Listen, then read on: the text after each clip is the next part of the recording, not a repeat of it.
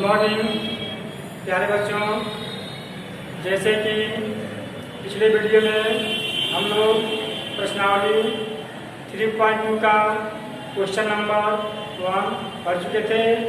आज हम लोग प्रश्नावली 3.2 का क्वेश्चन नंबर 2 और 3 पढ़ने जा रहे हैं।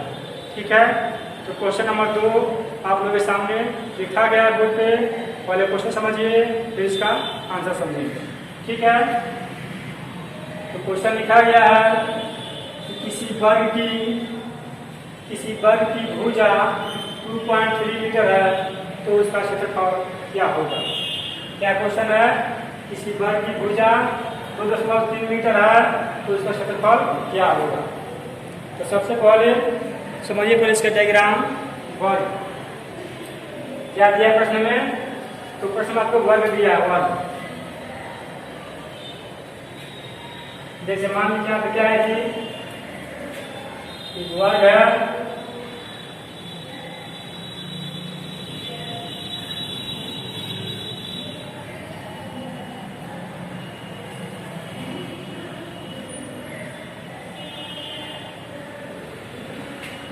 ठीक है। वर्ग की विशेषता क्या होती है? इसकी चार भुजा क्या होती है? आपस में बराबर होती है। यानी क्या है, चार भुजा आपस में बराबर होता है और प्रत्येक कोण कितना होता है? प्रत्येक कोण 90 डिग्री के बराबर होता है। ठीक है, और इसमें दो त्रिकोण खींचे जाते हैं। यानी एक वर्ग में सभी भुजा क्या होती है? आपस में बराबर होती है और इसका प्रत्येक कोण जो होता है 90 डिग्री के बराबर होता है, यानी एक समकोण के बराबर होता है। और इसमें दो त्रिकोण खींचे जा सकते हैं, यानी पहला त्रिकोण ये हो गया और दूसरा त्रिकोण। ठीक है, अब यहाँ देखिए प्रश्न समझेंगे। प्रश्न में किसी वर्ग की भुजा क्या दिया है? 2.3 मीटर दिया है। ठीक है, यानी कहने का अर्थ यह है जो ये भुजा वर्ग का ठीक है, ये सभी माप कितना है जी? सभी माप कितना है? 2.3 मीटर है। ये भी आपका 2.3 मीटर है और ये भी आपका 2.3 मीटर है। ये भी क्या है? 2.3 मीटर है। यानी क्या है, सब भुजा क्या है? आपस में इक्वल है, यानी बराबर है। तो चलिए हम बढ़ते हैं इसके हल की तरफ। हम यहाँ लिखेंगे सबसे पहले वर्ग की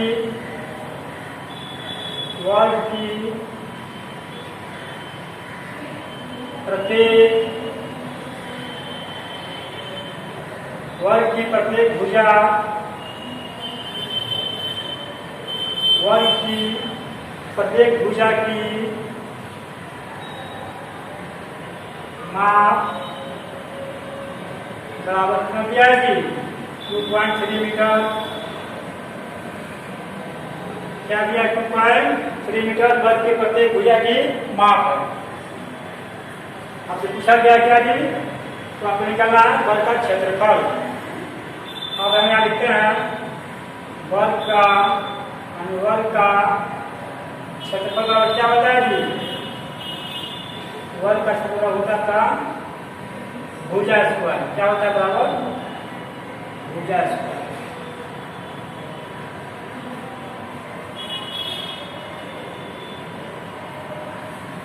ठीक है, तो फॉर्मूला होता है वर्ग का क्षेत्रफल क्या होता है? भुजा स्क्वायर। यहाँ देखिए, यहाँ एक चीज और समझना है कि जो इसके अंदर का एरिया, मान लीजिए क्या है, वर्ग जैसी आकृति है, ये एक वर्ग है और जो इसके अंदर का एरिया है, ठीक है, इन सभी को हम क्या कहते हैं जी? वर्ग का क्षेत्रफल कहते हैं। ठीक है, इन सभी को हम वर्ग का एरिया कहते हैं, क्षेत्रफल कहते हैं, क्षेत्रफल। ठीक है, और जस्ट इसके बाहर जो हम एरिया, यानी ये हम इसके बाहर का ये हम सभी क्या है? सभी वर्ग का परिमिति या परिमाप कहा जाता है। ठीक है, जो वर्ग जैसी आकृति है इसके अंदर भाग को पूरे क्या कहते हैं? क्षेत्रफल कहते हैं। और जो इसके बाहर का हिस्सा जो निकालते हैं इसी बाहर भाग से, इसको क्या कहते हैं? इसको वर्ग का परिमिति या परिमाप कहते हैं। ठीक है, तो हमको यहाँ निकालना है वर्ग का क्षेत्रफल, इसलिए जो इसका लिखा है वर्ग का क्षेत्रफल बराबर भुजा स्क्वायर। इसका मान रखिए, यहाँ पर लिखिए वर्ग का क्षेत्रफल बराबर कितना भुजा है जी 2.3 मीटर है, 2.3 मीटर।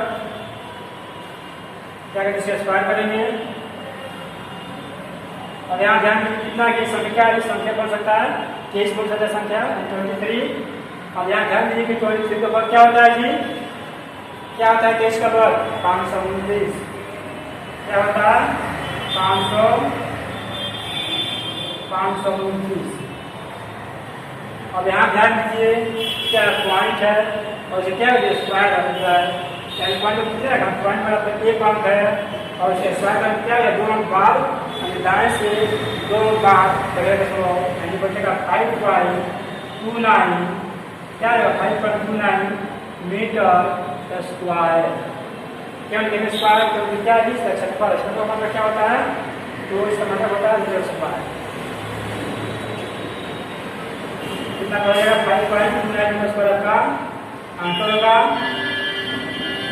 क्या आपका ये पूरे बॉल का क्या है, एरिया है, क्षेत्रफल है इसका 5.29 मीटर स्क्वायर। तो क्वेश्चन नंबर 2 पढ़ लिए। अब चलिए क्वेश्चन नंबर 3 लिख रहे हैं हम, उसमें आप ध्यान दीजिए। ध्यान लिख रहे हैं क्वेश्चन नंबर 3, ठीक है, इसको समझना अच्छी तरह से। तो क्वेश्चन नंबर 3 में लिखा गया, तो पूछा गया है कि किसी त्रिभुज का आधार एवं पर किस लंब की लंबाई क्रमशः 2 सेंटीमीटर एवं 1.5 सेंटीमीटर है, तो त्रिभुज का क्षेत्रफल ज्ञात करना है। पहले क्वेश्चन लिख रहे हैं, इसको ध्यान दीजिए, पहले क्वेश्चन समझिए बढ़िया से, फिर इसका समझेंगे आंसर। क्वेश्चन लिखा गया है किसी त्रिभुज का आधार किसी त्रिभुज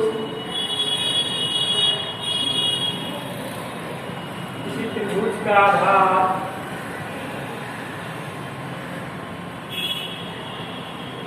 किसी त्रिभुज का आधार एवं आधार पर त्रिभुज की लंबाई एवं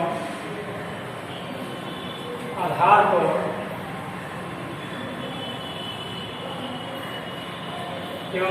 पर शीर्षलंब की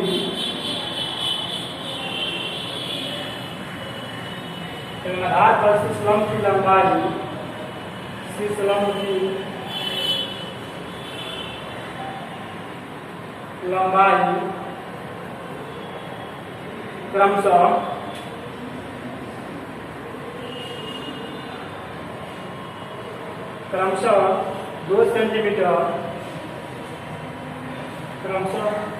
2 सेंटीमीटर एवं 1.5 सेंटीमीटर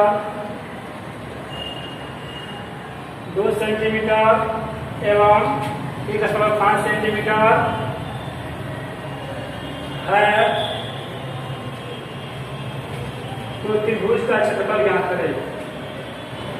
तो त्रिभुज का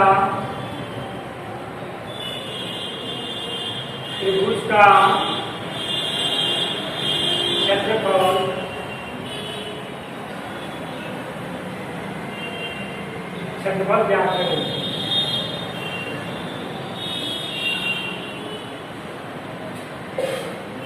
ठीक है, तो त्रिभुज का क्षेत्रफल ज्ञात करना। चलिए इसका हल निकालते हैं, पहले क्वेश्चन समझिए। ध्यान दिए क्वेश्चन में क्या दिया है और क्या पूछा गया है। पहले लिखा है किसी त्रिभुज का आधार एवं आधार पर शीर्षलंब की लंबाई क्रमशः 2 सेंटीमीटर एवं 1.5 सेंटीमीटर है, त्रिभुज का क्षेत्रफल ज्ञात करना है। जैसे समझिए, पहले ये त्रिभुज है, क्या है ये त्रिभुज है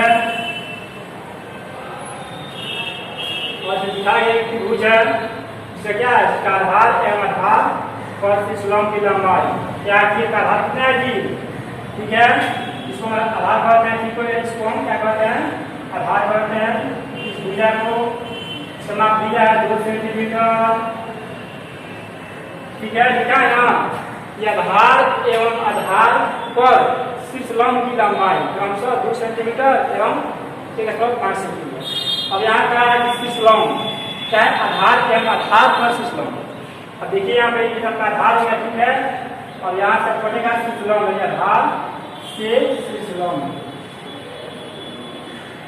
ये क्या बैठी आपका शीर्ष लंब है, ठीक है। क्या कहिए, ये आधार से लिखा ना, आधार एवं आधार पर शीर्ष लंब की लंबाई कितनी है, तो 1.5 सेंटीमीटर। कितना जी, 1.5 सेंटीमीटर है।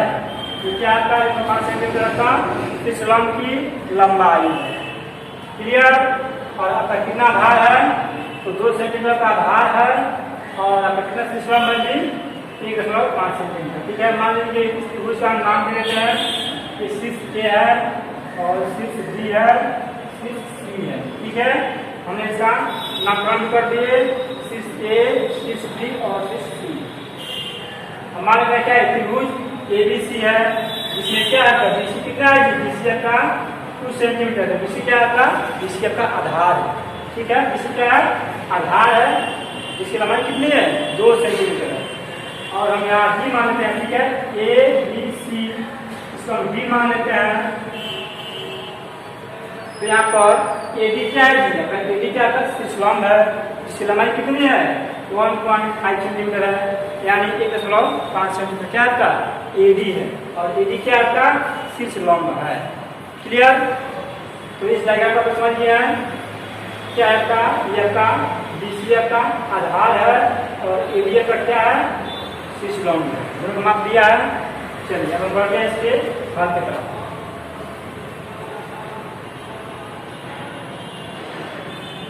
सबसे पहले लिखेंगे त्रिभुज,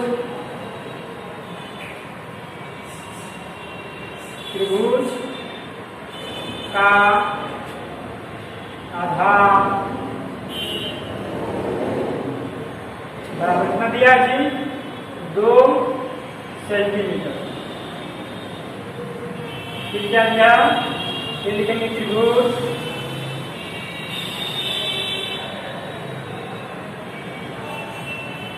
का शीर्ष लंब, त्रिभुज का शीर्ष लंब बराबर दिया 1.5 सेंटीमीटर। क्या आपका 1.5 सेंटीमीटर से शीर्ष लंब है। ठीक है, यानी एडी है कितना, 1.5 सेंटीमीटर क्या आपका शीर्ष लंब है। और आपसे पूछा गया है इसका क्षेत्रफल कितना है। ठीक है, और जैसे अंदर का पूरा भाग है, इसका एरिया कितना है।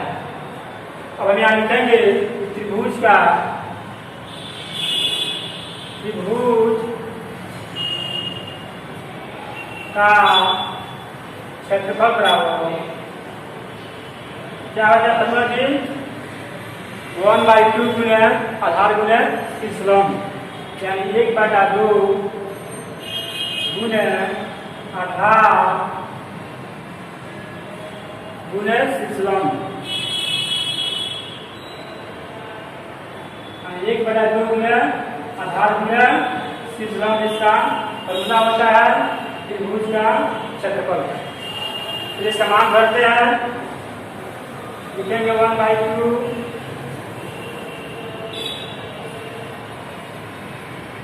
गुने क्या आधार है जी, इसमें क्या होगा, त्रिभुज का आधार कितना है, 2 सेंटीमीटर है, गुने 2, और ये कितना शीर्ष लंब भी लिखा गया, त्रिभुज का शीर्ष लंब कितना है, 1.5 सेंटीमीटर है, 1.5। अब यहाँ ध्यान दीजिए, 2 से 2 कट जाएगा। ठीक है, 2 से 2 कट जाएगा, 1 मार्क में 2 एकम 2, क्या हुआ, 1 एकम 1। अब 1 से गुना करेंगे 1.5 में, तो 1.5 से प्राप्त होगा। यहाँ क्या आ जाएगा जी, 1.5 सेंटीमीटर। क्या है जी, ये बचा है त्रिभुज का क्षेत्रफल, क्या लिखेंगे, सेंटीमीटर स्क्वायर होगा। ठीक है, क्या सेंटीमीटर स्क्वायर है, ये आपका आंसर होगा। क्या है, 1.5 सेंटीमीटर स्क्वायर। क्या इसका क्षेत्रफल का मतलब क्या होता है, मीटर स्क्वायर या सेंटीमीटर स्क्वायर। तो मान से दिया है, तो मान दिया है सेंटीमीटर में, इसलिए जो इसका मान आएगा क्या आएगा सेंटीमीटर स्क्वायर में। ठीक है, तो चलिए क्वेश्चन नंबर 3 समझिए इस तरह से। जब भी आप लोग ऐसे प्रश्न मिले तो सबसे पहले देखेंगे इसमें क्या क्या दिया है, पहले उस विवरण को लिखते हैं, क्लियर। इसके बाद इस डायग्राम को समझते हैं कि क्या कौन सा आधार है, कौन सा शीर्षलंब है, जो आपको डायग्राम में समझाया गया पहले। इसके बाद हम लोग पहले फॉर्मूला लिखते हैं, उसके बाद इसका मान भरते हैं, क्लियर। इतना काम हम लोग करना पड़ता है क्रमशः। चलिए सब आंसर आ गया 1.5 स्क्वायर। आज हम लोग पढ़ लिए क्वेश्चन नंबर 2 और 3। ठीक है, अब पढ़ेंगे नेक्स्ट वीडियो में क्वेश्चन नंबर 4 और 5। इस प्रश्नावली में हमारे 2 क्वेश्चन बचा है, क्वेश्चन नंबर 4 और 5। ठीक है, तो नेक्स्ट वीडियो पढ़ेंगे क्वेश्चन नंबर 4 और 5। इस वीडियो में इतना ही, तब तक के लिए धन्यवाद।